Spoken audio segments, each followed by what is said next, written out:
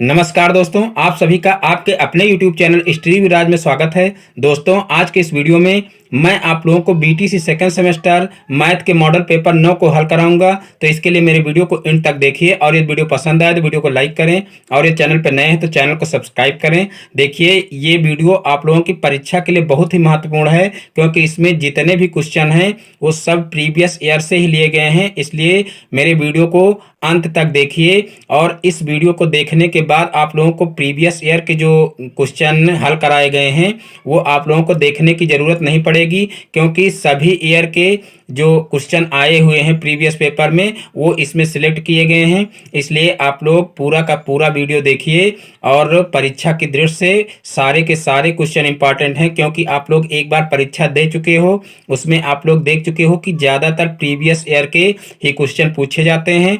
और मेरा जो इससे पहले वाला वीडियो था यानी कि मॉडल पेपर 8, वो भी जो है प्रीवियस ईयर के क्वेश्चन उसमें भी हल कराए गए थे। तो जो लोग अभी तक मेरा वो वीडियो ना देखे हों तो BTC second semester model paper की प्लेलिस्ट का लिंक वीडियो के नीचे डिस्क्रिप्शन में दिया गया है, तो वहां से आप लोग मेरा वो वीडियो भी देख सकते हैं। तो चलिए देखते हैं आज का पहला क्वेश्चन। तो देखिए, पहला क्वेश्चन है, यदि किसी समबाहु त्रिभुज का क्षेत्रफल 400 अंडर रूट 3 वर्ग सेंटीमीटर हो तो उस त्रिभुज का परिमाप होगा।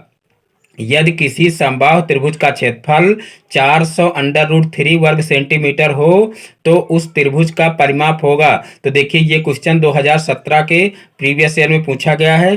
तो यहाँ पर देखिए 2017 में क्वेश्चन पूछा गया। देखिए इसको कैसे लगाएंगे।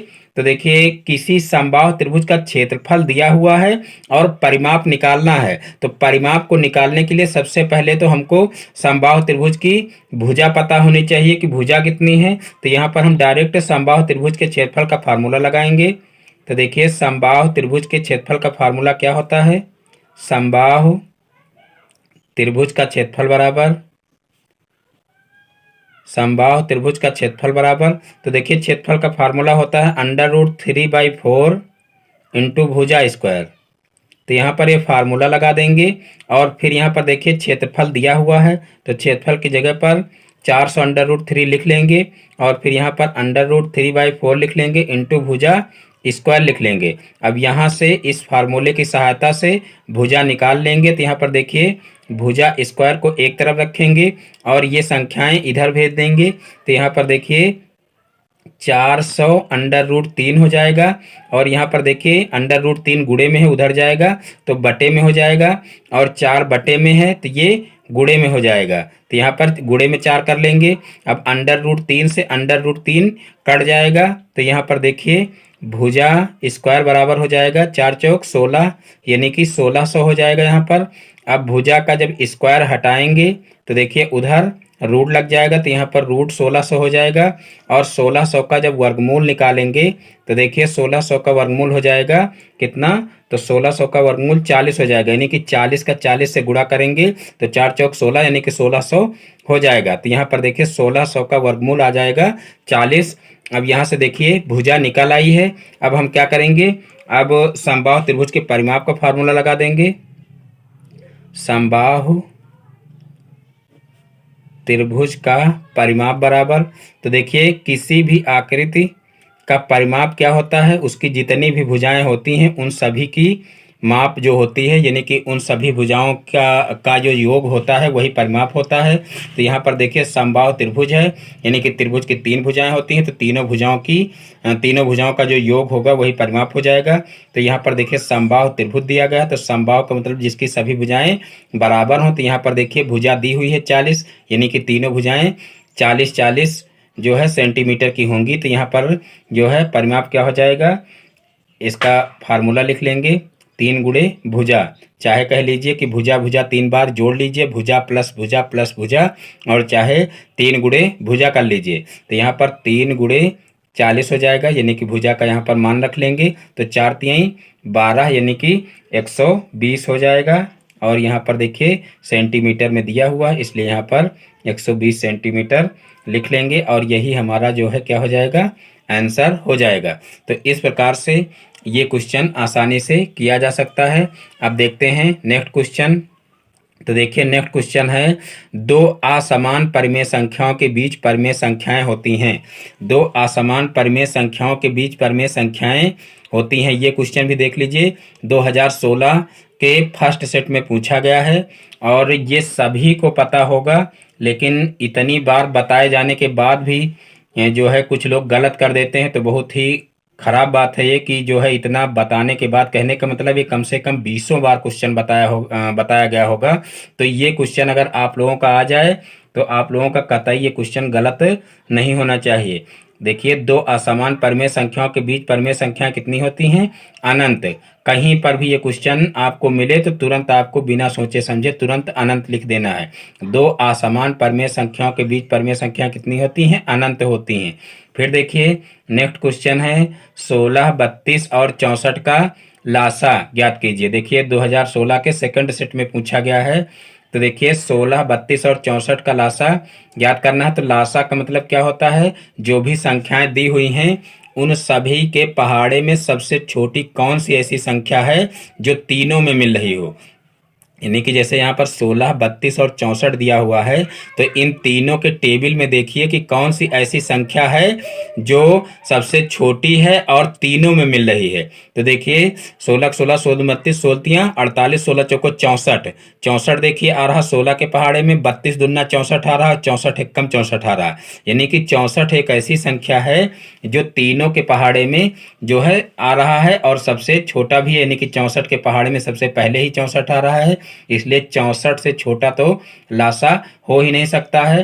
तो क्योंकि जो संख्याएं दी हुई होती हैं या तो लासा उसके बराबर होता है या तो उससे बड़ी संख्या होती है, उससे छोटी संख्या लासा नहीं हो सकती है। और जो मासा होता है वो दी हुई संख्याओं से हमेशा छोटा ही होता है और दी हुई संख्याओं से बड़ा नहीं हो सकता है। तो ये आप लोगों को विशेष रूप से ध्यान रखना है।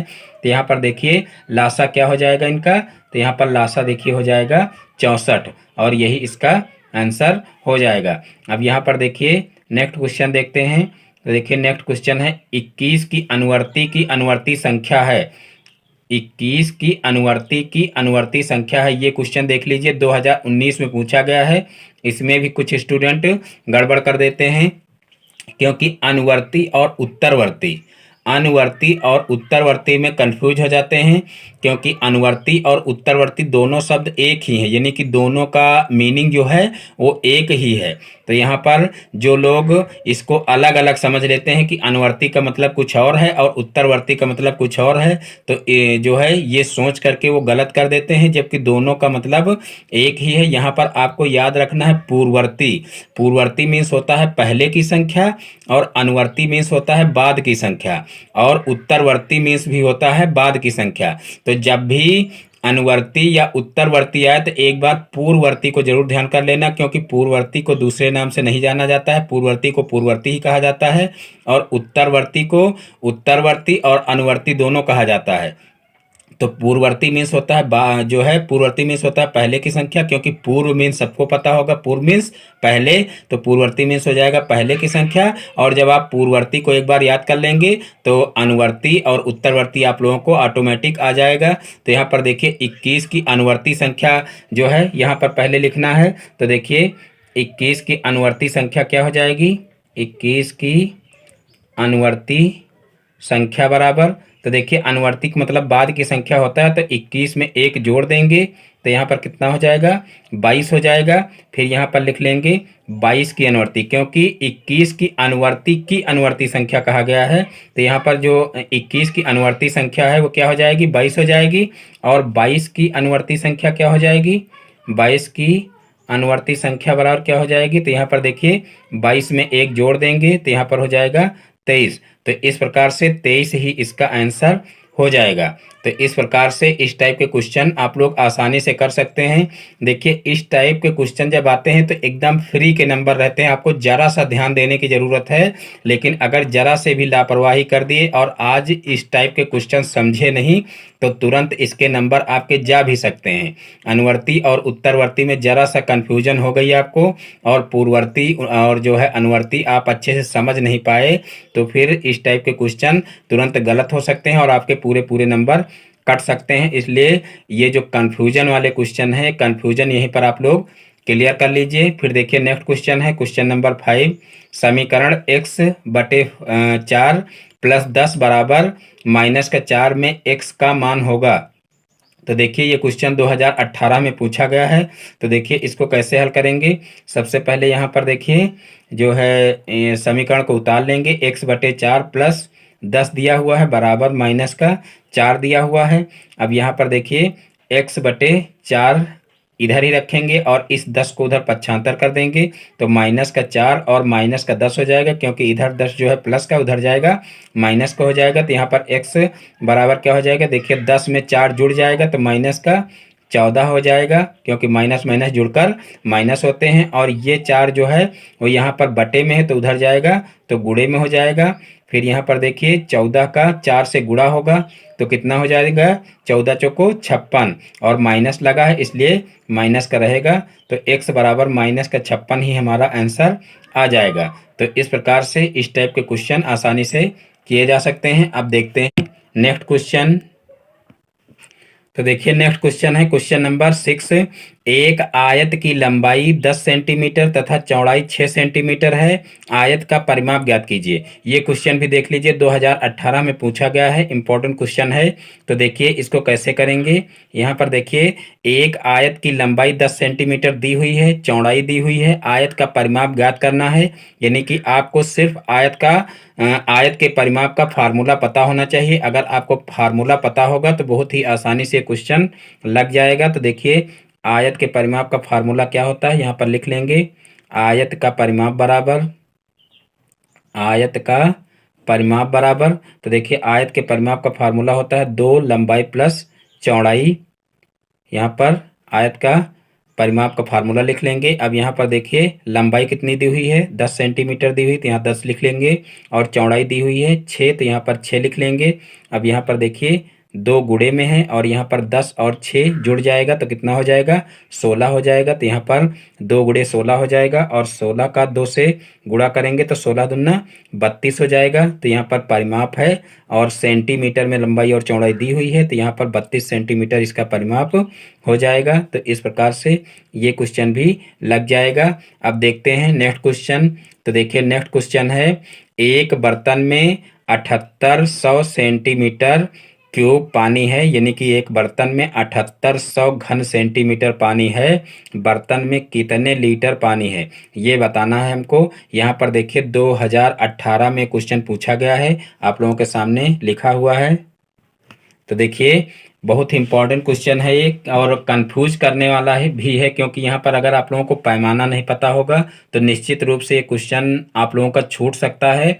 एक बर्तन में 7800 घन सेंटीमीटर पानी है और बर्तन में कितने लीटर पानी है ये हमको बताना है, और 2018 में पूछा गया है। इसका मतलब इंपॉर्टेंट क्वेश्चन है, यानी कि ये फिर से पूछा जा सकता है। तो यहाँ पर सबसे पहले हम लिख लेंगे कि बर्तन में पानी कितना है।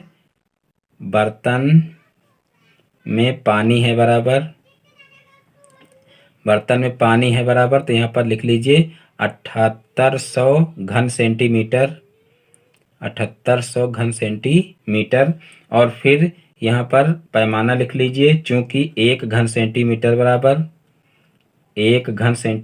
कितने लीटर होता है, तो 1 घन सेंटीमीटर बराबर होता है 0.001 लीटर। ये आप लोगों को अच्छे से याद रखना है कि 1 घन सेंटीमीटर बराबर 0.001 लीटर होता है। अब यहाँ पर देखिए जब 1 घन सेंटीमीटर में हमको पता चल गया है कि इतना होता है, तब यहाँ पर देखिए हमको निकालना क्या है, तो इसलिए यहाँ पर लिखेंगे 7800 घन सेंटीमीटर में कितने लीटर हो जाएंगे। 7800 घन सेंटीमीटर बराबर कितना हो जाएगा, तो यहाँ पर 0.001 गुणे 7800 हो जाएगा। तो यहाँ पर देखिए 7800 से जो है इसका गुणा करेंगे तो देखिए 1 है यहाँ पर, तो 7800 का 1 से गुणा करेंगे तो यहाँ पर 7800 हो जाएगा। और फिर देखिए 3 अंकों के बाद दशमलव लगा हुआ है, तो यहाँ पर 3 अंकों के बाद दशमलव लगा देंगे तो देखिए दशमलव यहाँ पर लगेगा। और जो है दशमलव के बाद 0 का कोई महत्व नहीं होता है, इसलिए यहाँ पर चाहें तो 7.8 भी लिख सकते हैं। और यहाँ पर देखिए ये लीटर में हो जाएगा, यहाँ पर लीटर लिख लेंगे और ये भी लीटर हो जाएगा और ये भी लीटर हो जाएगा। तो इस प्रकार से 7.8 लीटर हमारा आंसर आ जाएगा। तो इस प्रकार से इस क्वेश्चन को आसानी से लगाया जा सकता है। अब देखते हैं नेक्स्ट क्वेश्चन। तो देखिए नेक्स्ट क्वेश्चन है, यदि ए बी बराबर 5 ए माइनस बी बराबर 4 हो तो ए क्यूब प्लस बी क्यूब का मान ज्ञात कीजिए। यदि ए बी बराबर 5 ए माइनस बी बराबर 4 हो तो ए क्यूब प्लस बी क्यूब का मान ज्ञात कीजिए। देखिए ये क्वेश्चन भी 2018 में पूछा गया है। इंपॉर्टेंट क्वेश्चन है क्योंकि प्रीवियस ईयर में आया हुआ क्वेश्चन है, तो पुनः ये परीक्षा में पूछा जा सकता है। तो देखिए यहाँ पर इसको कैसे करेंगे। तो देखिए सबसे पहले हम क्या करेंगे, यहाँ पर ए क्यूब प्लस बी क्यूब लिखा हुआ है, तो यहाँ पर हम क्या करेंगे, यहाँ पर ए प्लस बी के होल क्यूब का फार्मूला लिख लेंगे। ए प्लस बी के होल क्यूब का फार्मूला लिख लेंगे। तो देखिए ए प्लस बी के होल क्यूब का फार्मूला क्या होता है, A cube plus B cube plus 3ab और फिर एक ब्रैकेट में होता है ए प्लस बी। अब देखिए ये फार्मूला खोलेंगे तो यहाँ पर देखिए अगर आपको ए प्लस बी का मान दिया होता तो यहाँ से आप ए क्यूब प्लस बी क्यूब का मान आसानी से निकाल सकते थे, लेकिन यहाँ पर देखिए मान दिया हुआ है ए माइनस बी का, इसलिए ये क्वेश्चन लगाने में आप लोगों को प्रॉब्लम हो सकती है। इसलिए इस क्वेश्चन को आप लोग अच्छे से समझ लीजिए और जो है 99% उम्मीद है कि ये क्वेश्चन अब की बार पूछा जा सकता है, इसलिए इस क्वेश्चन को बहुत ही अच्छे से आप लोग समझ लेना। यहाँ पर देखिए ए माइनस बी बराबर 4 दिया हुआ है और जो है आप लोगों को यहाँ पर ज़रूरत किसकी है, यहाँ पर ए माइनस बी बराबर 4 दिया हुआ है और आप लोगों को ज़रूरत है ए प्लस बी की। अगर इस फार्मूले में ए प्लस बी का हमको मान पता होता तो यहाँ पर ए क्यूब प्लस बी क्यूब का मान आसानी से निकाल सकते थे, लेकिन अब हमको ए प्लस बी क्यू जो है ए प्लस बी का मान नहीं दिया हुआ है, तो हम क्या करेंगे कि यहाँ पर ए प्लस बी का मान किसी तरीके से निकालेंगे। तो देखिए वो कौन सा तरीका है वही आप लोगों को समझना है। तो यहाँ पर देखिए इसको सबसे पहले मान लीजिए समीकरण 1 और फिर यहाँ पर देखिए ए प्लस बी का होल स्क्वायर का फार्मूला लगा देंगे। यानी कि ये फार्मूले लिख रहे हैं, यानी कि ये कहीं से लिए नहीं गए हैं, ये फार्मूले आप लोगों को याद होंगे। यहाँ पर ए प्लस बी के होल क्यूब का फार्मूला लिखा गया है और अब हम फार्मूला लिख रहे हैं ए प्लस बी के होल स्क्वायर का। तो यहाँ पर देखिए ए प्लस बी का होल स्क्वायर का फार्मूला होता है A square plus B square plus 2ab, लेकिन यहाँ पर देखिए ए प्लस बी के होल स्क्वायर बराबर कुछ और भी लिखा जा सकता है। क्या लिखा जा सकता है वो आप लोग समझ लीजिए। तो यहाँ पर देखिए इसको लिख सकते हैं ए माइनस बी का होल स्क्वायर और प्लस 4ab। अब यहाँ पर इसके बराबर ये कैसे लिखा गया है ये आप लोगों को इधर साइड में समझ लेना है, क्योंकि यहाँ पर देखिए ए प्लस बी का होल स्क्वायर बराबर क्या होता है, A square plus B square plus 2ab, ये होता है, सभी को पता है। लेकिन अब इसके बराबर ये कैसे लिखा गया है, तो इसका मान कितना होगा वो आप लोग समझ लीजिए। तो यहाँ पर देखिए ए माइनस बी के होल स्क्वायर का फार्मूला खोल लेंगे। तो यहाँ पर देखिए हो जाएगा A square plus B square और माइनस का 2ab। अब यहाँ पर देखिए 4ab एक्स्ट्रा दिया हुआ है, तो यहाँ पर प्लस का 4ab लिखेंगे और ये तो मान लीजिए इसका मान है, इसका तो इससे कोई मतलब नहीं है। अब इसके बराबर ये कैसे लिखा गया ये हमको समझना है। तो यहाँ पर देखिए A square plus B square minus 2ab और प्लस का 4ab, ये पूरा जो है खुल करके फार्मूला निकलेगा। अब यहाँ से इस 2ab को इसमें से घटा देंगे तो कितना हो जाएगा, A square plus B square plus का 2ab, क्योंकि 4ab में से 2ab घट जाएगा तो कितना हो जाएगा, 2ab हो जाएगा। अब देखिए ये और ये दोनों बराबर हैं, यानी कि इसके बराबर ये है, इसका मतलब क्या है कि इसके बराबर ये लिखा जा सकता है। इतना सिर्फ आप लोग समझ जाइए, बस आपका क्वेश्चन समझ लीजिए हो गया। तो यहाँ पर देखिए इसके बराबर इसको लिखा जा सकता है, यानी कि यहाँ पर आप लोगों को ये दोनों चीज़ें रट लेना है कि इसके बराबर इस तरीके से इसको लिख सकते हैं। अब हम क्या करेंगे, अब यहाँ पर देखिए ए प्लस बी का होल स्क्वायर दिया हुआ है और इसके बराबर ये इस तरीके से लिख लेंगे और उसके बाद हमको ए प्लस बी का मान ज्ञात करना है। तो यहाँ पर ए प्लस बी ही शेष रखेंगे और बाकी जो है इस स्क्वायर को हटा देंगे। तो इस स्क्वायर को हटाएंगे तो यहाँ पर क्या होगा, इसके ऊपर रूट लग जाएगा। तो यहाँ पर ए माइनस बी का होल स्क्वायर रूट के अंदर हो जाएगा और प्लस 4ab हो जाएगा रूट के अंदर। अब यहाँ पर देखिए ए माइनस बी का हमको मान पता है, तो यहाँ पर क्या हो जाएगा, अंडर रूट के अंदर जो है 4 का स्क्वायर हो जाएगा और प्लस 4 इंटू यहाँ पर ए बी का मान रख देंगे, तो ए बी का मान कितना है 5 है, तो 5 को रख देंगे। अब यहाँ पर देखिए क्या हो जाएगा, रूट के अंदर हो जाएगा 4 चौक 16 और प्लस 4 पंचे 20 हो जाएगा। अब इन दोनों को जोड़ेंगे तो अंडर रूट के अंदर कितना हो जाएगा 36 हो जाएगा। अब 36 का वर्गमूल निकाल लेंगे, तो वर्गमूल 36 का क्या होता है 6 छाक 36 होता है, यानी कि वर्गमूल 6 निकल करके आएगा। यानी कि a प्लस बी का मान हमको पता चल गया है। a प्लस बी का मान कितना आएगा, तो देखिए a प्लस बी का मान आ जाएगा 6। अब इसकी सहायता से हम क्या करेंगे, इसकी सहायता से हम ए क्यूब प्लस बी क्यूब का मान निकाल लेंगे। तो देखिए कैसे मान निकालेंगे, अब a प्लस बी का मान जो है समीकरण 1 में रख देंगे। तो यहाँ पर सबसे पहले लिख लेते हैं समीकरण 1 में a प्लस बी का मान रखने पर, समीकरण 1 में a प्लस बी का मान रखने पर, तो देखिए a प्लस बी का मान समीकरण 1 में रख देंगे। तो देखिए समीकरण 1 में मान रखेंगे, तो यहाँ पर देखिए सबसे पहले a प्लस बी का होल क्यूब दिया हुआ है, तो यहाँ पर 6 का होल क्यूब हो जाएगा और बराबर a cube plus B cube का हमको मान ज्ञात करना है, तो इसको ऐसे ही लिखा रहने देंगे, यानी कि इसका मान हमको नहीं पता है। फिर प्लस 3ab दिया हुआ है, तो 3 इंटू कितना हो जाएगा, ab का मान दिया हुआ है 5, तो यहाँ पर 5 रख देंगे। और फिर जो है a प्लस बी दिया हुआ है, तो a प्लस बी का मान यहाँ पर हम निकाल चुके हैं 6 आया है, तो यहाँ पर 6 रख देंगे और फिर इसको हल कर लेंगे। तो यहाँ पर देखिए 6 का क्यूब करेंगे तो 6 छाक 36 और 36 छक्का 216 होता है, तो यहाँ पर 216 लिख देंगे। और फिर यहाँ पर a cube plus B cube लिख लेंगे और फिर प्लस यहाँ पर देखिए 6 पंचे 30 और फिर 3 त्रिक्का 9, यानी कि यहाँ पर हो जाएगा 90। देखिए 6 पंचे 30 हो जाएगा और 30 का 3 से गुणा करेंगे तो 30 तियाई 90 हो जाएगा। और फिर यहाँ पर देखिए इस 90 को इधर पक्षांतर कर देंगे, तो यहाँ पर देखिए इसको इधर ही रखेंगे और इस 90 को इधर लाएंगे तो 90 माइनस का हो जाएगा।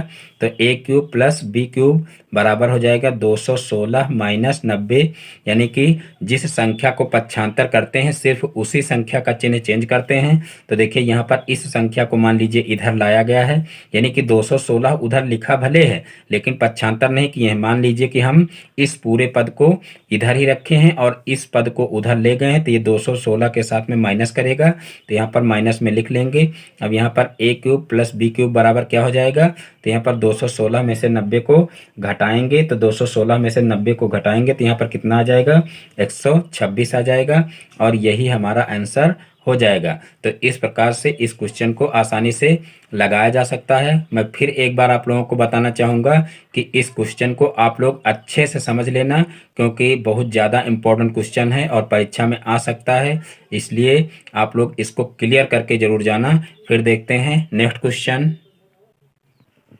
तो देखिए नेक्स्ट क्वेश्चन है क्वेश्चन नंबर 9, दो परमेय संख्याओं का योगफल -1/3 है। यदि इनमें से एक संख्या -5/18 हो तो दूसरी संख्या ज्ञात कीजिए। तो देखिए इस क्वेश्चन को कैसे करेंगे, तो यहाँ पर देखिए दिया हुआ है कि दो परमेय संख्याओं का योगफल और एक परमेय संख्या दी हुई है, तो यहाँ पर हम पहली संख्या मान लेंगे। माना पहली परमेय संख्या बराबर, माना पहली परमेय संख्या बराबर,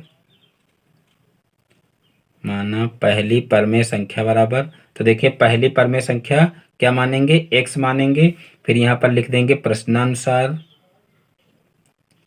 प्रश्नानुसार। तो देखिए यहाँ पर पहली परमेय संख्या x माने हैं और फिर यहाँ पर देखिए एक परमेय संख्या दी हुई है और दोनों का योगफल देखिए दिया हुआ है। तो यहाँ पर हम क्या करेंगे x में इसको जोड़ देंगे, यानी कि जब हम पहली ये माने हैं तो मान लीजिए दूसरी ये है और दोनों को जब यहाँ पर जोड़ेंगे तो दोनों का योग किसके बराबर होना चाहिए, -1/3 के बराबर होना चाहिए। तो यहाँ बराबर में -1/3 कर देंगे। अब क्या करेंगे, ये एक समीकरण बन गई है और इस समीकरण को हल कर लेंगे। तो यहाँ पर x को इधर ही रखेंगे और इसको इधर पक्षांतर कर देंगे। तो देखिए यहाँ पर देखिए जब ये ब्रैकेट खोलेंगे तो प्लस माइनस का गुणा होगा, तो प्लस माइनस का गुणा माइनस होता है, यानी कि ये संख्या जो होगी वो माइनस में होगी और उधर जब इसको करेंगे तो क्या होगा प्लस में हो जाएगी। तो यहाँ पर -1/3 और जो है यहाँ पर देखिए संख्या माइनस की होगी तो उधर जाएगी प्लस की हो जाएगी, तो यहाँ पर प्लस का 5/18 हो जाएगा। और फिर x बराबर क्या हो जाएगा, यहाँ पर देखिए 3 और 18 का एलसीएम ले लेंगे। तो 3 और 18 का एलसीएम देखिए, 3 के पहाड़े में 18 आता है, इसलिए इसका एलसीएम क्या हो जाएगा, 18 ही हो जाएगा। और फिर यहाँ पर देखिए 3 का कितने से गुणा करेंगे तो 18 आएगा, यानी कि 3 का 6 से गुणा करेंगे तब 18 आएगा, क्योंकि 3 छंग 18 होता है। तो जो है यहाँ ऊपर भी 6 से गुणा हो जाएगा, यानी कि नीचे जब 6 से गुणा होगा तो ऊपर भी 6 से गुणा हो जाएगा, तो यहाँ पर माइनस का 6 हो जाएगा। और देखिए 5 के बटे में 18 है, इसलिए यहाँ पर 5 ही रखेंगे, यानी कि यहाँ पर हमको किसी संख्या से गुणा करने की ज़रूरत नहीं है। तो यहाँ पर माइनस का 6 प्लस का 5 हो जाएगा और बटे में 18 हो जाएगा। अब यहाँ x बराबर देखिए 6 में से 5 को घटा लेंगे, क्योंकि एक संख्या प्लस की है और एक माइनस की है। तो यहाँ पर माइनस वाली संख्या बड़ी है, इसलिए यहाँ पर माइनस का 1 बच जाएगा, और यहाँ पर बटे में 18, इसलिए बटे में 18 रख देंगे। तो इस प्रकार से x बराबर माइनस का 1/18 आ जाएगा। तो देखिए यहाँ पर दूसरी संख्या कहा गया है, तो दूसरी संख्या देखिए, एक संख्या यहाँ पर ये दी हुई थी, तो दूसरी संख्या हम क्या माने थे, x माने थे, अतः वो संख्या क्या हो जाएगी, माइनस का 1/18 हो जाएगी, और यही हमारा आंसर हो जाएगा। अब देखते हैं नेक्स्ट क्वेश्चन। तो देखिए नेक्स्ट क्वेश्चन है, एक वर्गाकार खेत की भुजा, एक वर्गाकार खेत की भुजा 3x + 17 मीटर है, खेत का क्षेत्रफल ज्ञात कीजिए। एक वर्गाकार खेत की भुजा 3x + 17 मीटर है, खेत का क्षेत्रफल ज्ञात कीजिए, जबकि x बराबर -3 दिया हुआ है। ये क्वेश्चन 2019 में पूछा गया है। ये भी इम्पोर्टेंट क्वेश्चन है, क्योंकि जो प्रीवियस ईयर में आए हुए क्वेश्चन हैं वो सारे के सारे इम्पोर्टेंट हैं, और ये प्रीवियस ईयर के जो क्वेश्चन हैं वही इस वीडियो में बताए जा रहे हैं। तो देखिए यहाँ पर ये 2019 में पूछा गया है। तो देखिए इसको कैसे हल करेंगे। एक वर्गाकार खेत की भुजा दी हुई है और खेत का क्षेत्रफल हमको ज्ञात करना है। तो देखिए सबसे पहले हम क्या करेंगे कि वर्गाकार खेत का क्षेत्रफल का फार्मूला लगा देंगे, क्योंकि क्षेत्रफल ज्ञात करना और भुजा दी हुई है। देखिए चाहे तो हम क्षेत्रफल का फार्मूला डायरेक्ट लगा करके भी कर सकते हैं, और उससे पहले अगर इसको और आसानी से लगाना चाहें तो इसका एक दूसरा भी तरीका है। दूसरा तरीका ये है कि सबसे पहले हम जो है भुजा में ही x की वैल्यू रख लें, और जब एक भुजा निकल आएगी तो उसकी सहायता से हम जो है खेत का क्षेत्रफल निकाल लेंगे। तो यहाँ पर हम क्या करेंगे, सबसे पहले जो है इसकी भुजा ही निकाल लेंगे। अचर पदों में कितनी आएगी, तो यहाँ पर लिख लेंगे वर्गाकार खेत की भुजा बराबर, वर्गाकार खेत की भुजा बराबर। तो देखिए भुजा इसकी कितनी दी हुई है, 3x + 17 दी हुई है। अब यहाँ पर 3 × x की वैल्यू देखिए यहाँ से रख देंगे, माइनस का 3 है तो माइनस का 3 रख देंगे, और प्लस 17 हो जाएगा। अब 3 का 3 से गुणा करेंगे तो 3 × 3 = 9, माइनस का 9 हो जाएगा, और प्लस का 17 हो जाएगा। अब देखिए 17 में से 9 जाएगा तो कितना हो जाएगा, 8 हो जाएगा। तो इस प्रकार से यहाँ पर एक भुजा कितनी है, 8 है, ये निकल आएगा। और देखिए वर्ग है, इसलिए जो है सभी भुजाएं इसकी 8 मीटर दिया हुआ है, यानी कि मीटर में दिया हुआ, तो यहाँ पर 8 मीटर इसकी सभी भुजाएं हो जाएंगी। अब हम क्या करेंगे, यहाँ पर जो है खेत के क्षेत्रफल का फार्मूला लगा देंगे। तो खेत का क्षेत्रफल बराबर, चूंकि ये वर्गाकार है इसलिए वर्ग का क्षेत्रफल बराबर होता है भुजा स्क्वायर, तो यहाँ पर भुजा स्क्वायर वाला फार्मूला लगा देंगे। अब यहाँ पर एक भुजा हम 8 निकाल चुके हैं, तो यहाँ 8 का स्क्वायर कर देंगे, और 8 का स्क्वायर क्या होता है, 8 × 64, यानी कि 64 वर्ग मीटर हमारा आंसर आ जाएगा। यानी कि खेत का क्षेत्रफल कितना आ जाएगा, 64 वर्ग मीटर, और यही इसका आंसर हो जाएगा। अब देखते हैं नेक्स्ट क्वेश्चन। तो देखिए नेक्स्ट क्वेश्चन है, समीकरण -4x + 3 बराबर -6 -18 को हल कीजिए। ये क्वेश्चन भी देख लीजिए, 2016 के सेकंड सेट में पूछा गया है, और समीकरण से निश्चित रूप से क्वेश्चन पूछा जाता है। तो आप लोग समीकरण भी अच्छे से तैयार करके जाना। और सबसे आसान क्वेश्चन ये आता है, क्योंकि सिर्फ x की वैल्यू हमको निकालनी रहती है, यानी कि कोई गुणा भाग और कोई ज़्यादा सॉल्यूशन इसमें नहीं रहता है, ज़्यादा दिमाग लगाने की ज़रूरत नहीं है। सिर्फ आप लोगों को पक्षांतर करना पता हो और कैलकुलेशन आपका मजबूत होगा तो निश्चित रूप से क्वेश्चन हल हो जाएगा। तो यहाँ पर देखिए सबसे पहले हम इसको उतार लेंगे। तो यहाँ पर -4x + 3 बराबर माइनस का 6x माइनस का 18 दिया हुआ है। अब सबसे पहले हम क्या करते हैं कि जो अचर पद हैं उनको एक तरफ कर लेते हैं और जो चर पद हैं उनको एक तरफ कर लेंगे, यानी कि x वाले पद एक तरफ कर लेंगे तो यहाँ पर 4x और ये 6x इधर लाएंगे तो प्लस का 6x हो जाएगा और फिर माइनस का 18 है और इसको इधर ले जाएंगे तो ये माइनस का 3 हो जाएगा। अब यहाँ पर देखिए 6x में से 4x घटा देंगे तो यहाँ पर हो जाएगा 2x और यहाँ पर चिन्ह प्लस का ही रहेगा क्योंकि प्लस वाली संख्या बड़ी है। अब यहाँ पर 18 और 3 देखिए दोनों माइनस के हैं तो माइनस माइनस हमेशा जुड़कर माइनस होते हैं, यानी कि माइनस माइनस की जब संख्याएं हों तो दोनों को जोड़ लेते हैं और चिन्ह हमेशा माइनस का ही लगता है। तो यहाँ पर 18 में 3 जोड़ेंगे तो कितना हो जाएगा माइनस का 21 हो जाएगा। अब यहाँ पर x बराबर कितना हो जाएगा, ये दो देखिए यहाँ पर गुणा कर रहा, इधर जाएगा तो भाग करेगा तो यहाँ पर माइनस का 21/2 हो जाएगा और जो ये आएगा माइनस का 21/2 यही इसका आंसर हो जाएगा, क्योंकि और आगे इसको हल नहीं किया जा सकता है। यहाँ पर देखिए कोई कटने वाली संख्या होती तो इसको सरल कर लेते, लेकिन यहाँ पर कटने वाली संख्या नहीं है, इसलिए यहाँ पर देखिए माइनस का 21/2 ही इसका आंसर आ जाएगा। तो इस प्रकार से इस समीकरण को आसानी से हल किया जा सकता है। अब देखते हैं नेक्स्ट क्वेश्चन। तो देखिए नेक्स्ट क्वेश्चन है क्वेश्चन नंबर 12। दो संख्याओं का योग 24 है, उनमें से एक संख्या दूसरी की दो गुनी है, संख्याएं ज्ञात कीजिए। ये क्वेश्चन भी देख लीजिए 2016 के सेकंड सेट में पूछा गया है। तो देखिए इस क्वेश्चन को कैसे करेंगे। देखिए यहाँ पर दो संख्याओं का योग 24 दिया हुआ है और उनमें से एक संख्या दूसरी की दो गुनी है, ये बताया गया है। तो यहाँ पर सबसे पहले हम मान लेते हैं, माना पहली संख्या बराबर क्योंकि इस टाइप के क्वेश्चन मान करके ही किए जा सकते हैं। तो माना पहली संख्या बराबर x है तथा दूसरी संख्या बराबर क्या हो जाएगी। देखिए यहाँ पर कहा गया है कि दो संख्याओं का योग 24 है, तो यहाँ पर देखिए एक संख्या जब x माने हैं तो दूसरी क्या हो जाएगी 24 माइनस x हो जाएगी, यानी कि दोनों का जब योग करेंगे तो 24 होगा। तो यहाँ पर देखिए x में इसको जोड़ेंगे तो x कैंसिल हो जाएगा, 24 बच जाएगा। तो इस प्रकार से एक संख्या हम x मानेंगे तो दूसरी संख्या 24 माइनस x हो जाएगी। अब यहाँ पर लिखेंगे प्रश्नानुसार। तो देखिए प्रश्न में क्या कहा गया है कि उनमें से एक संख्या दूसरी की दो गुनी है। तो यहाँ पर हम क्या करेंगे, एक संख्या को दूसरी की दो गुनी कर देंगे। तो मान लीजिए यहाँ पर देखिए x का 2 गुना कर दिए हैं और ये दूसरी के बराबर कर देंगे। और अगर आप चाहें तो इसमें देखिए जो है ये स्पष्ट रूप से नहीं कहा गया है कि किसको 2 गुना करना है, न तो इसमें कोई छोटी और बड़ी संख्या बताई गई है। तो इस 2 को चाहें तो इधर भी गुणा कर सकते हैं, यानी कि जब इधर ना करें तब इधर कर दें, तब भी जो है मान एक ही आएगा, यानी कि जो मान इससे आएगा वही मान उस तरीके से भी आएगा, यानी कि आपका उत्तर दोनों तरीके से सही ही आएगा, यानी कि चाहे इधर गुणा करें और चाहे इधर गुणा करें। तो मान लीजिए हमने इस तरफ गुणा किया है, अब यहाँ पर 2x हो जाएगा और इसको इधर पक्षांतर करेंगे तो प्लस का x हो जाएगा बराबर का 24 हो जाएगा। अब यहाँ पर देखिए 2x में से एक x घट जाएगा तो यहाँ पर एक x बचेगा और बराबर हो जाएगा 24। तो इस प्रकार से जो है देखिए यहाँ पर गड़बड़ हो गया थोड़ा सा, यहाँ पर देखिए इधर ये जो है x जाएगा पक्षांतर होगा तो ये माइनस का इधर हो जाएगा प्लस का, सॉरी यहाँ पर देखिए ये इधर जाएगा प्लस का हो जाएगा और 2x में जो है x जुड़ेगा तो कितना हो जाएगा 3x हो जाएगा। और जो है इस 3 को इधर पक्षांतर करेंगे तो 24/3 हो जाएगा और फिर इस 3 से इसको कैंसिल करेंगे तो 3/24 होता है। तो यहाँ पर देखिए 8 आ जाएगा। तो इस प्रकार से x की वैल्यू आ जाएगी, यानी कि x बराबर कितना आ जाएगा 8 आ जाएगा। और हमको निकालना क्या है, संख्याएं ज्ञात करनी है।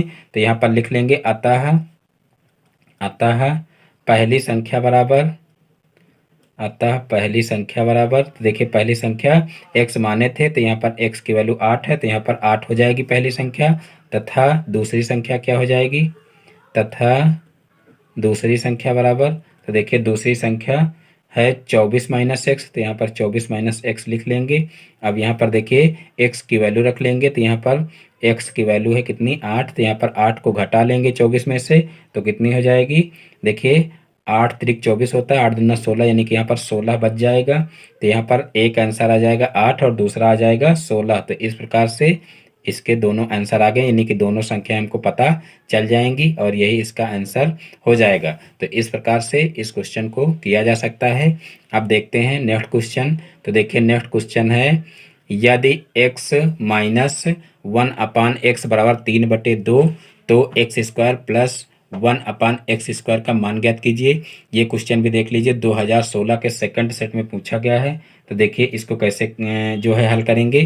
तो यहाँ पर देखिए सबसे पहले हम क्या करेंगे कि x माइनस 1/x जो दिया हुआ है बराबर जो है 3/2, इसको सबसे पहले नीचे उतार लेंगे। तो देखिए यहाँ पर हो जाएगा x माइनस 1/x बराबर 3/2। तो इसको उतारने के बाद फिर नीचे लिख लेंगे दोनों पक्षों का वर्ग करने पर, दोनों पक्षों का वर्ग करने पर। देखिए जब दोनों पक्षों का वर्ग करेंगे तो क्या हो जाएगा, यहाँ पर x माइनस 1/x का होल स्क्वायर हो जाएगा बराबर 3/2 का होल स्क्वायर हो जाएगा। तो यहाँ पर इसका होल स्क्वायर करेंगे तो देखिए क्या हो जाएगा, a स्क्वायर यानी कि x square plus B square का मतलब 1/x का होल स्क्वायर, और फिर यहाँ पर हो जाएगा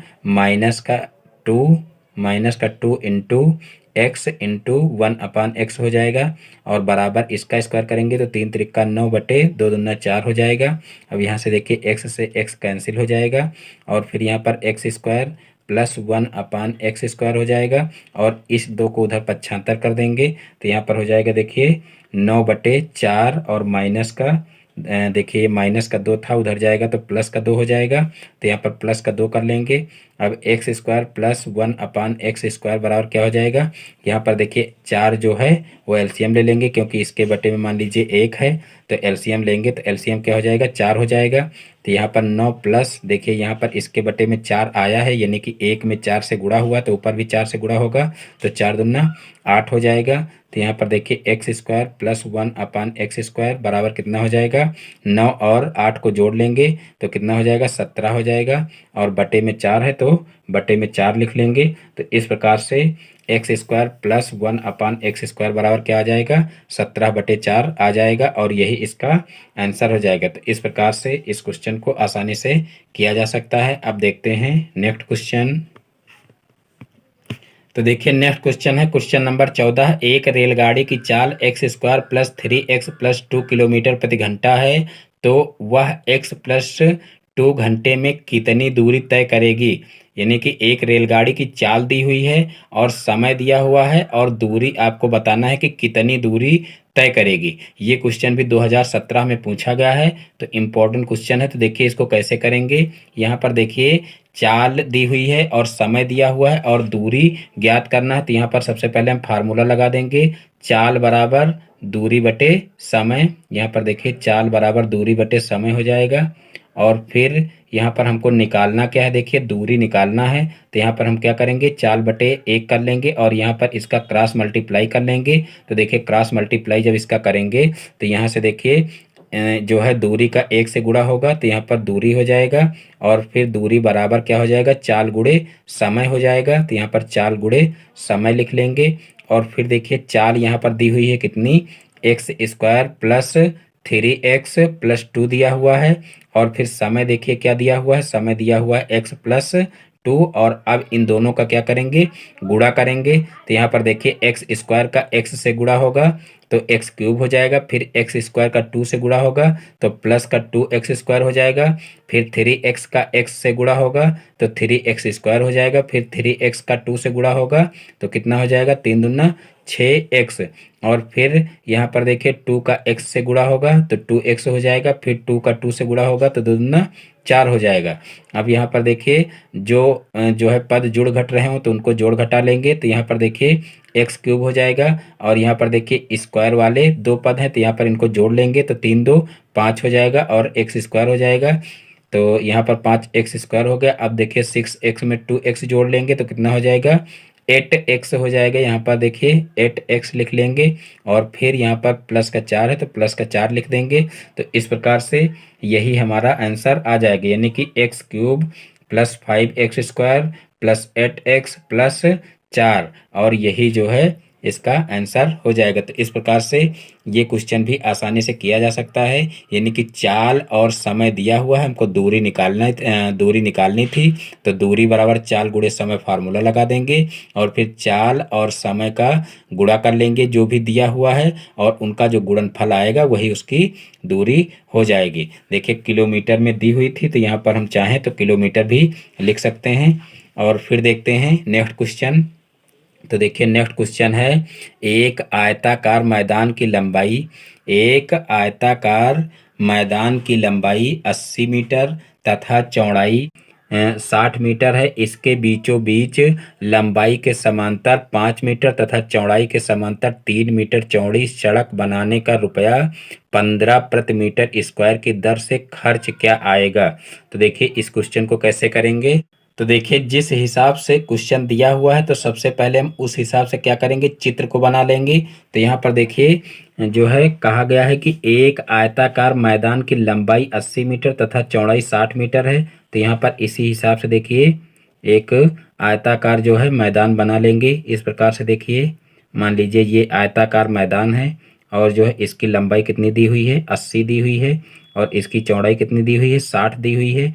और इसके कहा गया है कि लंबाई के समांतर देखिए जो है इस तरीके से लंबाई के समांतर बीचों बीच में एक सड़क दी हुई है, और जो है लंबाई के समांतर 5 मीटर तथा चौड़ाई के समांतर 3 मीटर चौड़ी, यानी कि जो ये है इसकी चौड़ाई कितनी दी हुई है, 5 मीटर दी हुई है। और फिर चौड़ाई के समांतर जो है बीचों बीच में सड़क है, तो उसकी जो चौड़ाई है वो कितनी दी हुई है, वो दी हुई है 3 मीटर। तो यहाँ पर देखिए ये जो चौड़ाई है ये कितनी दी हुई है, 3 मीटर दी हुई है। और हमको करना क्या है कि इस सड़क बनाने का जो है 15 रुपया प्रति मीटर की दर से जो है खर्च निकालना है। तो यहाँ पर सबसे पहले हम क्या करेंगे, सबसे पहले हम लंबाई के समांतर जो सड़क है उसका क्षेत्रफल निकाल लेंगे। तो यहाँ पर सबसे पहले लिख लेते हैं लंबाई के समांतर सड़क का क्षेत्रफल। तो देखिए लंबाई के समांतर सड़क का क्षेत्रफल क्या हो जाएगा, लंबाई के समांतर सड़क का क्षेत्रफल यहाँ पर लिखिए, यहाँ पर देखिए सड़क का क्षेत्रफल लिख लेंगे। तो सड़क का क्षेत्रफल का फार्मूला क्या हो जाएगा, देखिए जो सड़क है ये आयताकार है, इसलिए आयत की जो है आयत का क्षेत्रफल क्या होता है, लंबाई गुणे चौड़ाई। तो यहाँ पर देखिए लंबाई कितनी दी हुई है, 80 दी हुई है, तो यहाँ पर 80 कर लेंगे। और देखिए चौड़ाई सड़क की कितनी दी हुई है, तो 5 दी हुई है, तो यहाँ पर जो है 5 लिख लेंगे। तो देखिए सड़क का क्षेत्रफल कितना हो जाएगा, 8 पन 40 होता है, तो यहाँ पर 40 हो जाएगा। और फिर एक जीरो यहाँ पर एक्स्ट्रा है, तो यहाँ पर एक एक्स्ट्रा जीरो हो जाएगा। तो यहाँ पर देखिए 400 वर्ग मीटर जो है लंबाई के समांतर सड़क का क्षेत्रफल हो जाएगा। अब हम क्या करेंगे, अब चौड़ाई के समांतर सड़क का क्षेत्रफल निकाल लेंगे।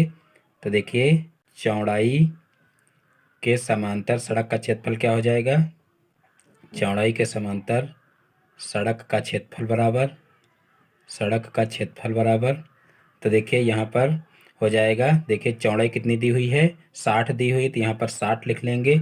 और जो है चौड़ाई के समांतर सड़क की जो चौड़ाई है वो कितनी है, तो वो है 3, तो यहाँ पर गुणे 3 हो जाएगा। अब 6 का 3 से गुणा करेंगे तो क्षेत्रिक 18 हो जाएगा, और एक जीरो है तो यहाँ पर जीरो लगा लेंगे, यानी कि 180 वर्ग मीटर हो जाएगा। और उसके बाद फिर क्या करेंगे, अब यहाँ पर देखिए एक तो सड़क ये हो गई और एक सड़क ये हो गई। तो देखिए सड़क जब हम एक तरफ इसको बनाएंगे, तो जब दूसरी तरफ की सड़क इसको इस तरीके से बनाने लगेंगे, तो यहाँ पर जो ये भाग है ये दोबारा फिर हमको मिलेगा। तो यहाँ पर हमको ये जो इतना भाग है इसको सिर्फ एक बार ही बनवाना पड़ेगा। तो इसलिए इस भाग का भी क्षेत्रफल हमको निकालना पड़ेगा, यानी कि जब इस भाग का क्षेत्रफल निकालेंगे तो वो देखिए 2 बार काउंट हो जाएगा, यानी कि एक बार इस सड़क में काउंट हुआ, एक बार इस सड़क में काउंट हुआ है। तो दोनों का योग करके इस बीच वाले भाग को घटाना पड़ेगा, यानी कि सिर्फ ये इतनी सड़क जो है वो एक ही बार तो लगवानी पड़ेगी, यानी कि बनवानी पड़ेगी। तो यहाँ पर हमको क्या करना पड़ेगा, एक बार इसको काउंट करना है और एक बार इसको घटा देना है। तो यहाँ पर देखिए दोनों सड़कों के बीच का क्षेत्रफल हम निकाल लेंगे, दोनों सड़कों के बीच का क्षेत्रफल बराबर बीच का क्षेत्रफल बराबर, तो देखिए दोनों सड़कों के बीच का क्षेत्रफल कितना हो जाएगा। तो देखिए ये जो चौड़ाई है ये 5 दी हुई है और ये जो चौड़ाई है ये 3 दी हुई है। तो यहाँ पर 5 गुणे 3 हो जाएगा, तो 5 तिहाई 15 वर्ग मीटर हो जाएगा। यानी कि जो ये बीच वाला भाग है इस सड़क का जो है क्षेत्रफल कितना हो जाएगा, 15 वर्ग मीटर हो जाएगा। अब हमको क्या करना है, सड़क का क्षेत्रफल निकालना है। यानी कि हमको क्या करना है, इन दोनों सड़कों का क्षेत्रफल निकालना है और जो ये बीच वाला भाग है इसको एक बार घटा देना है, तो इन दोनों सड़कों का क्षेत्रफल निकल आएगा। तो यहाँ पर हम लिख लेंगे सड़क का क्षेत्रफल बराबर, सड़क का क्षेत्रफल बराबर जो कि हमको बनवाना है।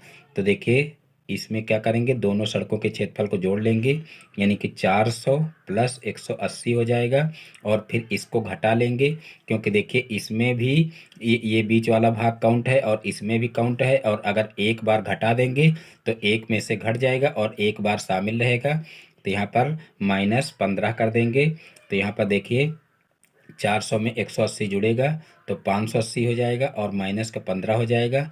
तो यहाँ पर देखिए जो है 580 में से 15 को घटाएंगे तो कितना हो जाएगा, तो यहाँ पर देखिए 565 हो जाएगा और ये क्षेत्रफल है इसलिए यहाँ पर हो जाएगा वर्ग मीटर। अब हम यहाँ पर नीचे निकाल लेंगे कि एक जो है यहाँ पर देखिए कहा गया है कि एक मीटर यानी कि 1 वर्ग मीटर सड़क बनवाने का खर्च 15 रुपया है। तो यहाँ पर देखिए जो सड़क का क्षेत्रफल निकला है इतने वर्ग मीटर सड़क बनवाने का खर्चा कितना होगा। तो यहाँ पर सबसे पहले हम लिख लेंगे, चूँकि 1 मीटर या कह लीजिए 1 वर्ग मीटर सड़क बनवाने का खर्चा बराबर सड़क बनवाने का खर्च बराबर कितना है, 15 रुपया है जो कि दिया हुआ है। तो यहाँ पर कितना 565 वर्ग मीटर, 565 वर्ग मीटर सड़क बनवाने का खर्च कितना होगा। तो यहाँ पर देखिए क्या करेंगे, 15 को 565 से गुणा कर देंगे। तो यहाँ पर देखिए 15 का 565 से गुणा करेंगे तो 15 पछे 75 हो जाएगा, 75 का 5 और फिर 15 छक्का 90, 90 7 97 का 7 हो जाएगा और फिर 15 पछे 75 और 75 और 9 कितना हो जाएगा, 75 9 84। तो यहाँ पर देखिए 8475 रुपया हो जाएगा। तो इस प्रकार से ये सड़क बनवाने का खर्चा हमारा निकल आएगा। तो इस प्रकार से इस टाइप के क्वेश्चन को आसानी से किया जा सकता है। अब देखते हैं नेक्स्ट क्वेश्चन। तो देखिए नेक्स्ट क्वेश्चन है क्वेश्चन नंबर 16। पिता की उम्र उसके पुत्र की उम्र की 4 गुनी है। पिता की उम्र उसके पुत्र की उम्र की 4 गुनी है। 6 वर्ष बाद पिता की उम्र उसके पुत्र की उम्र की 2.5 गुने से 6 वर्ष अधिक हो जाएगी। दोनों की वर्तमान उम्र ज्ञात कीजिए। ये क्वेश्चन भी देख लीजिए 2017 में आया हुआ है और देखिए इस बार जो परीक्षा हुई है उसमें इस टाइप का क्वेश्चन नहीं आया था। तो इस प्रकार जो है इस बार पूरी उम्मीद है इस टाइप के क्वेश्चन आने की। तो इसलिए आप लोग इस क्वेश्चन को भी अच्छे से समझ लीजिए। देखिए पिता की उम्र उसके पुत्र की उम्र की 4 गुनी है। तो यहाँ पर हम सबसे पहले क्या करेंगे कि पुत्र की वर्तमान उम्र मान लेंगे। माना पुत्र की वर्तमान उम्र बराबर, माना पुत्र की वर्तमान उम्र बराबर, माना पुत्र की वर्तमान उम्र बराबर x वर्ष। देखिए हमेशा जो उम्र मानते हैं वो वर्तमान में ही मानते हैं। जब भी कोई इस प्रकार का क्वेश्चन करेंगे आयु वाला तो उसमें जो है हमेशा वर्तमान आयु ही मानेंगे। तो यहाँ पर देखिए वर्तमान उम्र x वर्ष हो जाएगी। तो यहाँ पर देखिए पिता की वर्तमान उम्र कितनी हो जाएगी, पिता की वर्तमान उम्र बराबर, तो यहाँ पर देखिए पिता की वर्तमान उम्र क्या हो जाएगी, क्योंकि कहा गया है कि पुत्र की वर्तमान उम्र की 4 गुनी है। तो यहाँ पर देखिए पुत्र की वर्तमान उम्र x है तो यहाँ पर पिता की वर्तमान उम्र 4x वर्ष हो जाएगी, यानी कि इसकी 4 गुनी हो जाएगी। अब देखिए कहा गया है कि 6 वर्ष बाद पिता की उम्र उसके पुत्र की उम्र की 2.5 गुने से 6 वर्ष अधिक हो जाएगी। तो यहाँ पर हम क्या करेंगे, 6 वर्ष बाद की उम्र निकाल लेंगे। तो देखिए 6 वर्ष बाद, 6 वर्ष बाद पुत्र की आयु बराबर, पुत्र की उम्र बराबर या आयु बराबर कुछ भी लिख सकते हैं। तो उम्र बराबर कितनी हो जाएगी, x + 6 हो जाएगी, क्योंकि यहाँ पर वर्तमान में जो है पुत्र x वर्ष का है तो 6 वर्ष बाद x + 6 हो जाएगा। और पिता की पिता की उम्र बराबर यानी कि 6 वर्ष बाद, यहाँ पर लिख सकते हैं 6 वर्ष बाद, 6 वर्ष बाद पिता की उम्र बराबर, तो देखिए पिता की उम्र कितनी हो जाएगी, तो यहाँ पर देखिए 4x है, तो यहाँ पर 4x में 6 जुड़ जाएगा। तो इस प्रकार से 6 वर्ष बाद पिता की उम्र हो जाएगी 4x + 6। अब यहाँ पर लिखेंगे प्रश्नानुसार, प्रश्नानुसार, तो देखिए प्रश्नानुसार क्या हो जाएगा, देखिए 6 वर्ष बाद पिता की उम्र उसके पुत्र की उम्र की 2.5 गुने से 6 वर्ष अधिक हो जाएगी। तो यहाँ पर अब क्या करेंगे कि जो 6 वर्ष जो है बाद की उम्र है उन दोनों को सबसे पहले हम बराबर में लिख लेंगे।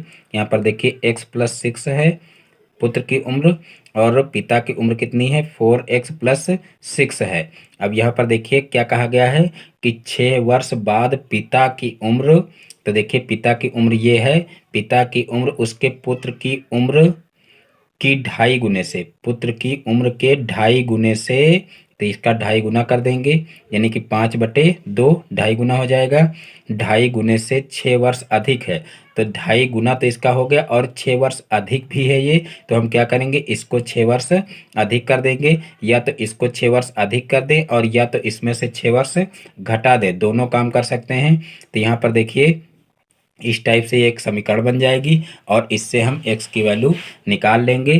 तो यहाँ पर देखिए, तो देखिए अंदर गुणा करेंगे तो क्या हो जाएगा, यहाँ पर हो जाएगा 5x/2 और यहाँ पर हो जाएगा 5 छक्का 30/2 हो जाएगा और फिर इस 6 को उधर पक्षांतर कर देंगे तो 4x + 6 माइनस का 6 हो जाएगा। अब 6 से 6 देखिए कैंसिल हो जाएगा और फिर यहाँ पर देखिए 5x/2 बचेगा और इस 30/2 को उधर पक्षांतर कर देंगे। यहाँ पर देखिए 4 के साथ में भी x है तो इसको भी इधर पक्षांतर कर देंगे, तो यहाँ पर बराबर न लगा करके यहाँ पर माइनस लगा देंगे, माइनस का 4x हो जाएगा और इसको उधर पक्षांतर करेंगे तो माइनस का 30/2 हो जाएगा। अब यहाँ पर देखिए एलसीएम ले लेंगे, तो जब एलसीएम लेंगे तो यहाँ पर देखिए 2 हो जाएगा एलसीएम, तो यहाँ पर हो जाएगा 5x - 4 दूना 8x हो जाएगा और फिर बटे में 2 हो जाएगा और बराबर माइनस का 30/2 है। अब इस 2 से ये 2 कैंसिल हो जाएगा और फिर यहाँ पर आ जाएगा 5x माइनस का 8x। देखिए पेन ख़त्म हो गया, पेन चेंज कर लेते हैं। यहाँ पर देखिए 5x है और फिर यहाँ पर 5x माइनस 8x है और फिर बराबर में माइनस का 30 है और फिर देखिए यहाँ पर 8x में से 5x को घटाएंगे क्योंकि यहाँ पर एक प्लस का एक माइनस का, तो दोनों आपस में घट जाएंगे, तो यहाँ पर माइनस का 3x हो जाएगा और यहाँ पर माइनस का 30 हो जाएगा। अब x को इधर रखेंगे और इस 3 को भी उधर पक्षांतर कर देंगे, तो यहाँ पर माइनस का 30/3 हो जाएगा माइनस का। अब माइनस माइनस आपस में कैंसिल हो जाएंगे और यहाँ पर 3 दाम 30 हो जाएगा। तो यहाँ पर देखिए x बराबर कितना आ जाएगा 10 आ जाएगा। तो इस प्रकार से x बराबर 10 आ गया है। अब हमको देखिए निकालना क्या था, दोनों की वर्तमान उम्र ज्ञात करना था। तो यहाँ पर देखिए पुत्र की वर्तमान उम्र x माने थे, तो यहाँ पर देखिए पुत्र की वर्तमान उम्र कितनी आ जाएगी, पुत्र की वर्तमान उम्र बराबर 10 वर्ष हो जाएगी और पिता की वर्तमान उम्र बराबर क्या हो जाएगी, पिता की वर्तमान उम्र बराबर, तो देखिए पिता की वर्तमान उम्र क्या हो जाएगी, तो देखिए पिता की वर्तमान उम्र 4x माने थे, यानी कि यहाँ पर 4 का जो है x की जगह पर वैल्यू रख देंगे तो 4 का 10 से गुणा हो जाएगा तो 4 धाम 40 हो जाएगा। तो यहाँ पर 40 वर्ष जो है पिता की उम्र आ जाएगी। तो इस प्रकार से पुत्र की उम्र 10 वर्ष और पिता की उम्र 40 वर्ष हमारा आंसर आ जाएगा। तो इस प्रकार से इस टाइप के क्वेश्चन आसानी से किए जा सकते हैं। अब देखते हैं नेक्स्ट क्वेश्चन। तो देखिए नेक्स्ट क्वेश्चन है, देखिए BODMAS रूल पर आधारित है। देखिए 80 × 56, 80 × फिर बड़े ब्रैकेट में 56 माइनस फिर देखिए मंझले ब्रैकेट के अंदर है 7 × 8 प्लस फिर 13 - 2 × 5, फिर देखिए छोटे ब्रैकेट के अंदर है ये और छोटा ब्रैकेट बंद कर देंगे, फिर मंझला ब्रैकेट फिर बड़ा ब्रैकेट का मान ज्ञात कीजिए। ये 2017 में क्वेश्चन पूछा गया है। तो देखिए इसको कैसे हल करेंगे, तो यहाँ पर सबसे पहले नीचे क्वेश्चन को उतार लेते हैं। 80 × यहाँ पर दिया हुआ 56 माइनस फिर मंझला ब्रैकेट 7 × 8 फिर प्लस यहाँ पर 13 माइनस 2 और गुणे यहाँ पर दिया हुआ है गुणे 5, फिर देखिए मंझला ब्रैकेट बंद है, फिर बड़ा ब्रैकेट बंद है।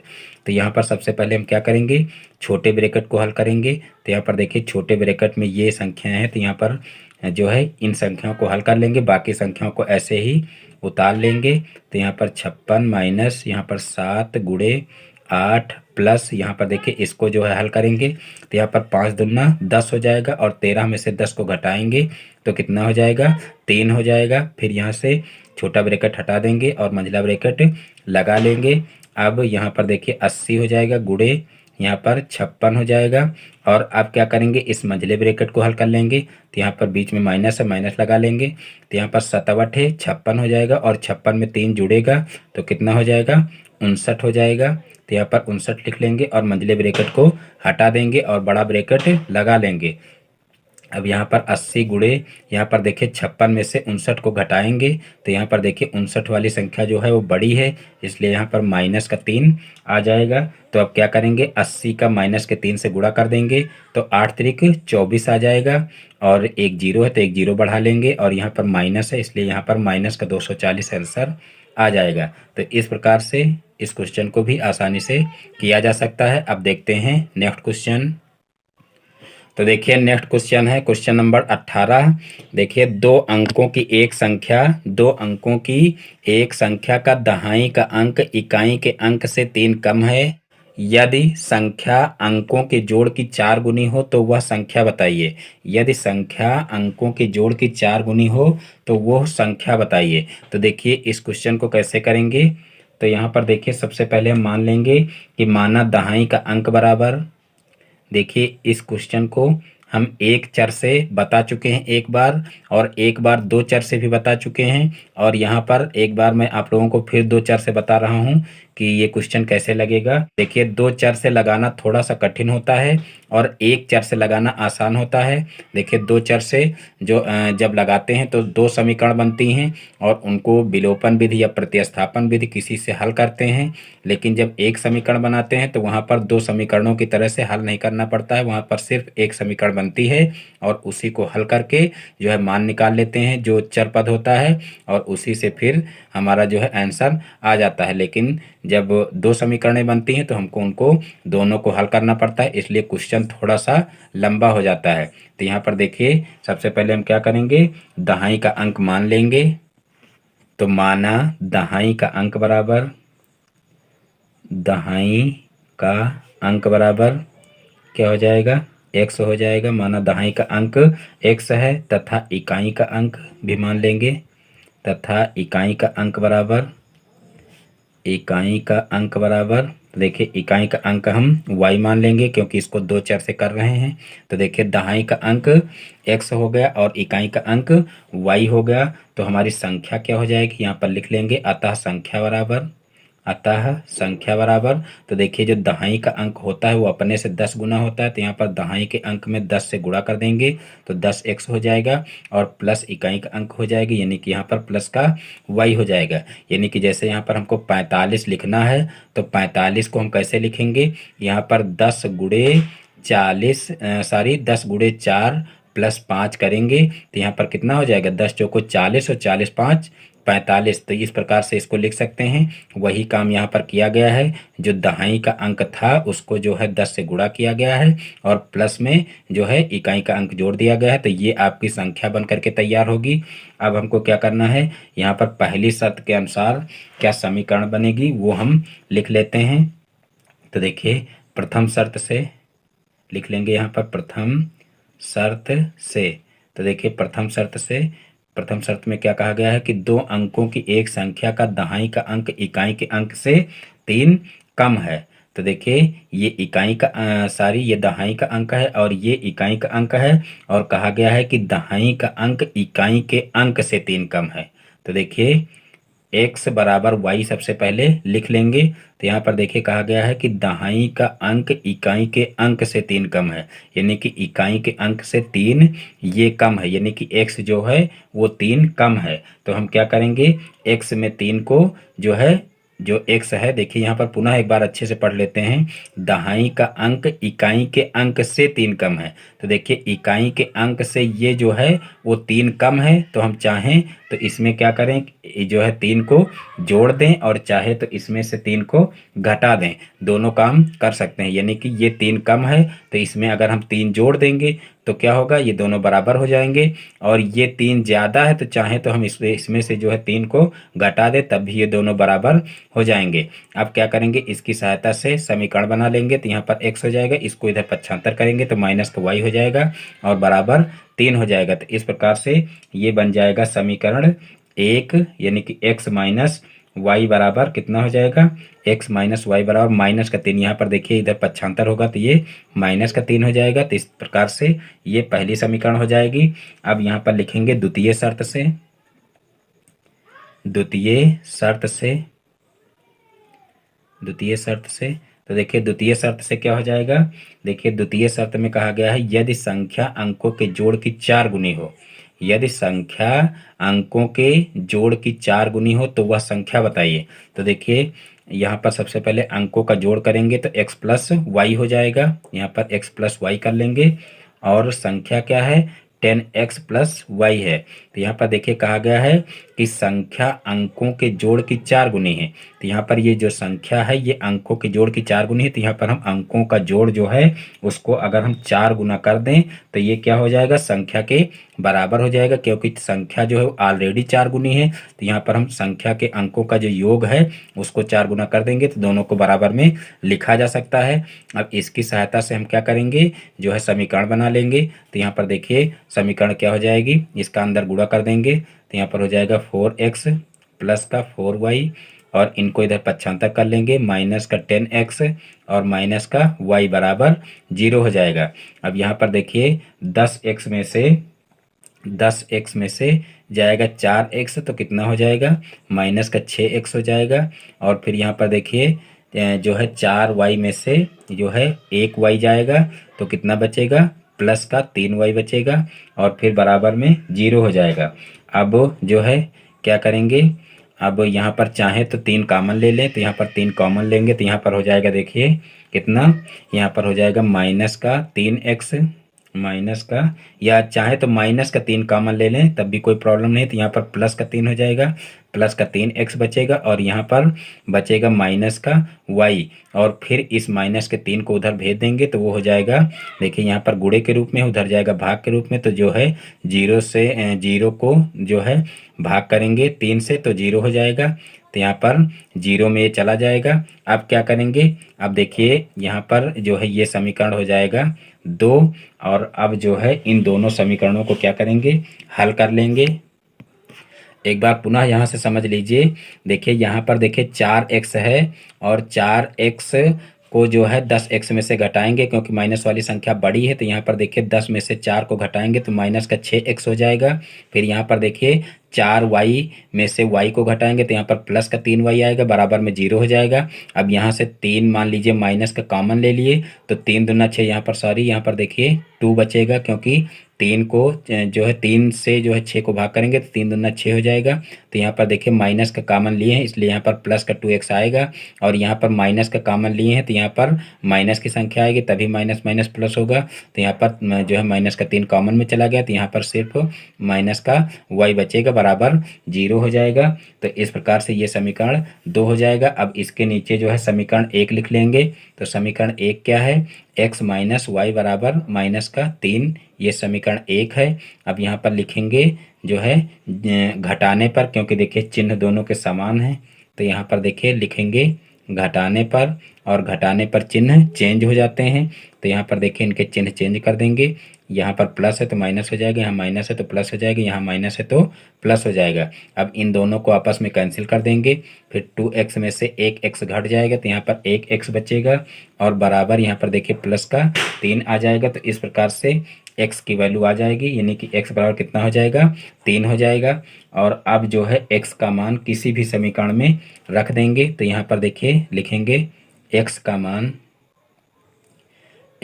मान समीकरण 1 में रखने पर, समीकरण 1 में रखने पर, तो देखिए x का मान समीकरण 1 में रखेंगे तो क्या हो जाएगा, देखिए समीकरण 1 है x माइनस वाई बराबर माइनस का 3।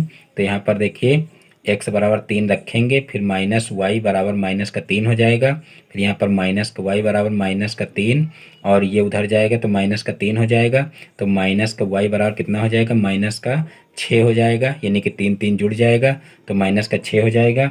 और फिर यहाँ पर माइनस माइनस आपस में कैंसिल हो जाएंगे तो y बराबर कितना हो जाएगा, 6 हो जाएगा। तो इस प्रकार से x और y की वैल्यू निकल आई है। अब हमको क्या करना है, देखिए हमको निकालना था संख्या, तो यहाँ पर नीचे लिख लेंगे अतः संख्या